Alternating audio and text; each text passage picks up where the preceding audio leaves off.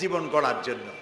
আল্লাহর নবী তাই বলেন, ওয়ামান আমেলা বিহি উজরা, কোরআন শরীফ যে পড়বে আর আমল করবে, দুনিয়ায় শান্তি দেওয়া হবে, আখিরাতেও পুরস্কৃত করা হবে। আখিরাতের পুরস্কারটা কি?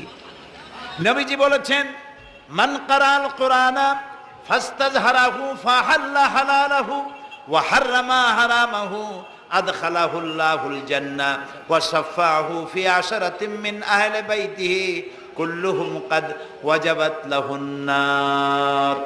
সাদাকান নবী সাল্লাল্লাহু আলাইহি ওয়াসাল্লাম।